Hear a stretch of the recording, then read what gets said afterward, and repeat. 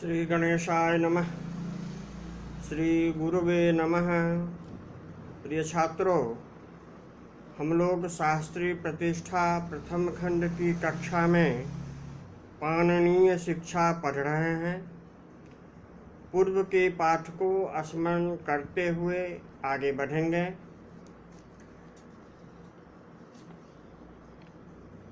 हस्तहीनं तु योधीते स्वरवर्ण विवर्जितं ऋक्यजुः सामभिर्दग्धो वियोनिमधिगच्छति। हस्ते निवेदं योधीते स्वरवर्णार्थ संयुतं ऋक्यजुः सामभिः पूतो ब्रह्मलोके महीयते।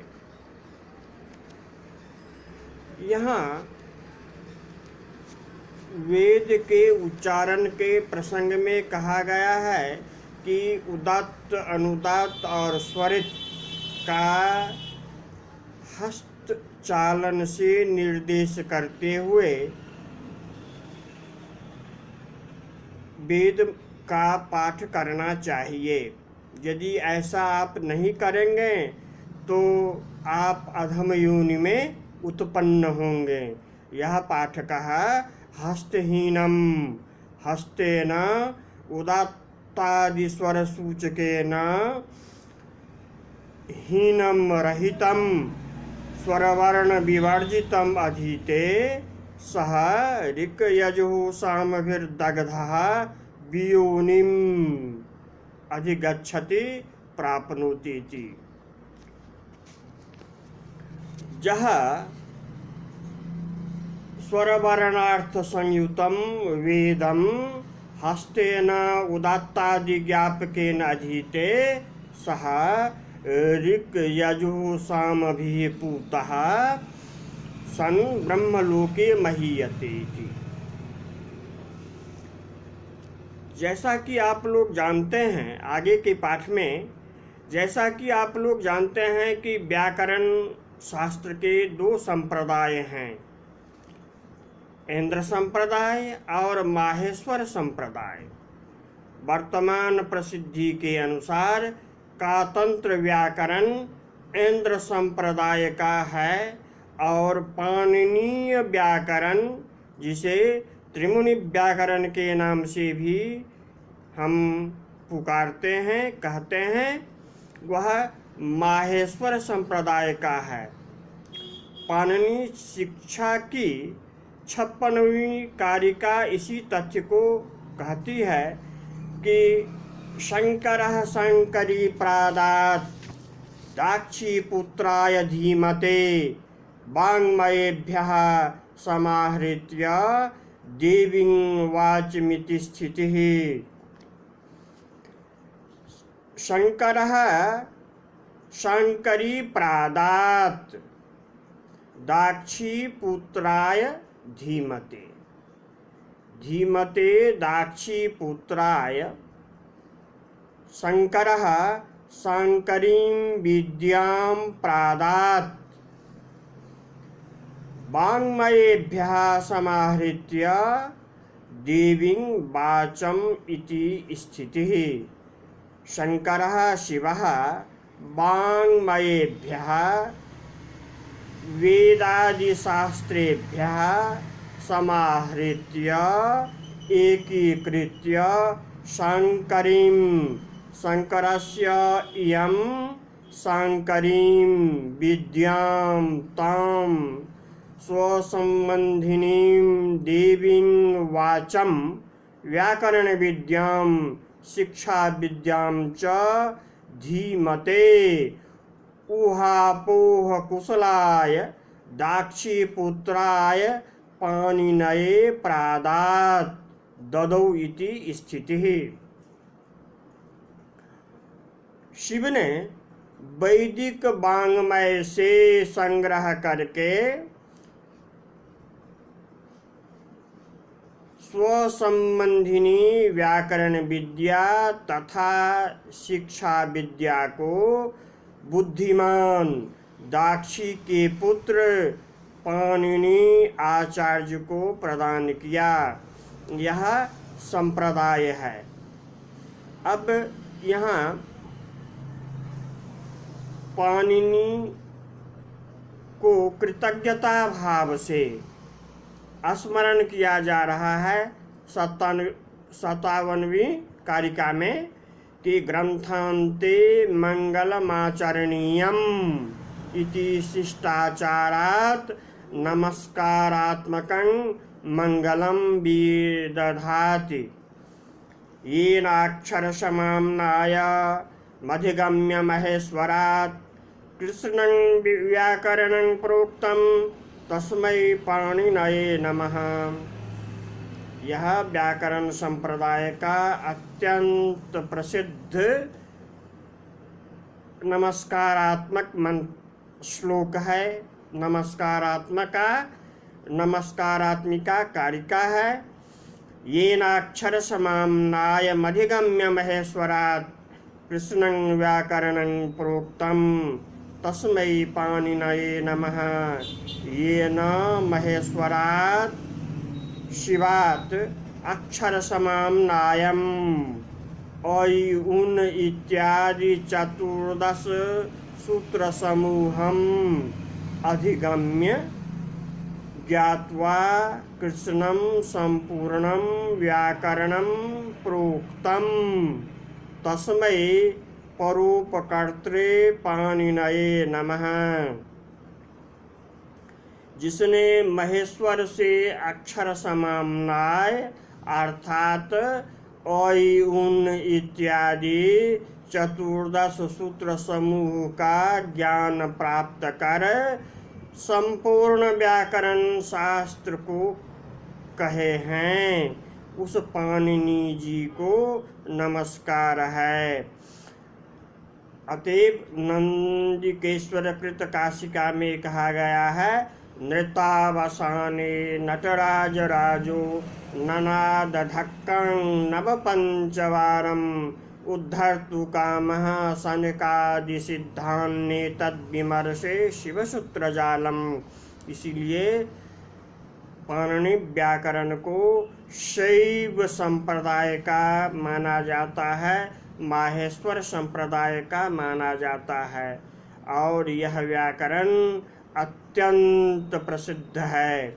इसके संबंध में मैथिली शरण गुप्त कहते हैं कि है कौन भाषायु अमर व्युत्पत्ति रूपी प्राण से, है कौन भाषायु अमर व्युत्पत्ति रूपी प्राण से, है अन्य भाषा शब्द उसके सामने म्रियमान से। पाणिनि सदृश वैयाकरण संसार भर में कौन है, पाणिनि सदृश वैयाकरण संसार भर में कौन है। इस प्रश्न का सर्वत्र उत्तर मौन है। तो ये राष्ट्र कवि श्री मैथिली शरण गुप्त जी के उद्गार हैं। येन धौता गिरः पुंसां विमलैः शब्दवारिभिः तमश्चज्ञानजं भिन्नं तस्मै पाणिनये नमः। येन धौता गिरः पुंसां विमलैः शब्दवारिभिः, विमलैः शब्दवारिभिः पुंसां गिरः येन धौताः तमश्च अज्ञानजं भिन्नं तस्मै पाणिनये नमः। येन पाणिनिना विमलैः शब्दवारिभिः पुंसां गिरः धौताः क्षालिताः प्रक्षालिताः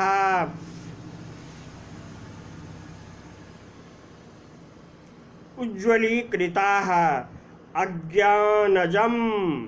अज्ञानजन्यं तमः भिन्नं नासितं। भिदिर्विदारणे अक्त प्रत्ययान्तोऽयं शब्दः भिन्नं नासितं तस्मै श्री पाणिनये नमः। जिसने विमल शब्द रूपी जल से पुरुषों की वाणी का प्रक्षालन किया है और अज्ञान तम को जिन्होंने अज्ञान से उत्पन्न जड़ता का जिन्होंने नाश किया है, उस पाणिनि को नमस्कार है। अज्ञानान्धस्य लोकस्य ज्ञानाञ्जनशलाकया चक्षुरुन्मीलितं येन तस्मै पाणिनये नमः। अज्ञानान्धस्य लोकस्य ज्ञानाञ्जनशलाकया चक्षुरुन्मीलितं येन तस्मै पाणिनये नमः। ज्ञानाञ्जनशलाकया ज्ञानमेव अंजनशलाका तया अज्ञानान्धस्य अज्ञानेन अंधस्य लोकस्य चक्षुः येन उन्मीलितं तस्मै पाणिनये नमः। जिसने ज्ञान रूपी अंजन शलाका से अज्ञान से अंध बने लोगों की आँखों का उपचार किए हैं, उस पाणिनि जी को नमस्कार है। त्रिनयनमभिमुखनिःसृतामिमां त्रिनयनमभिमुखनिःसृतामिमां य इह पठते त्रिनयनमभिमुखनिःसृतामिमां य इह पठेत् प्रयतश्च सदा द्विजः स भवति धनधान्यपशुपुत्रकीर्तिमानतुलं च सुखं समश्नुते दिवीति दिवीति। अब पाणिनि शिक्षा के महत्व के संबंध में कह रहे हैं कि त्रिनयनमभिमुखनिःसृताम् इमां त्रिनयनमभिमुखनिःसृताम् इमां पाणिनीय शिक्षां त्रिनयनस्य अर्थात त्रीणि नयनानि यस्य असौ त्रिनयनः शिवः त्रिलोचनः इत्यर्थः। त्रिनयनात् अभिमुखात् निःसृताम् इमां पाणिनीय शिक्षां य इह पठेत् प्रयतश्च सदा द्विजः स भवति धनधान्य पशुपुत्र कीर्तिमान् अतुलं च सुखं समश्नुते दिवीति दिवीति यो द्विजः इंद्रियजित सन् इमां शिक्षां त्रिनयनमभिमुखनिःसृतां शम्भुमुखात् निर्गतां पठेत् स इह लोके धनधान्य पशुपुत्र कीर्तिमान् भवति दिवि अतुलं सुखं मोक्षं च समश्नुते इति। अत्र दिवीति द्विवचनं समाप्ति सूचकम। जो द्विज जितेंद्रिय हो करके शंभु के मुख से, शिव के मुख से निकली हुई इस शिक्षा का पाठ करता है, वह इस लोक में धन धान्य पशु पुत्र तथा कीर्ति वाला बनता है, स्वर्ग में अतुल सुख तथा मोक्ष को प्राप्त करता है। तो पाणिनि शिक्षा पूर्ण हुई। जयतु भारतम, जयतु संस्कृति।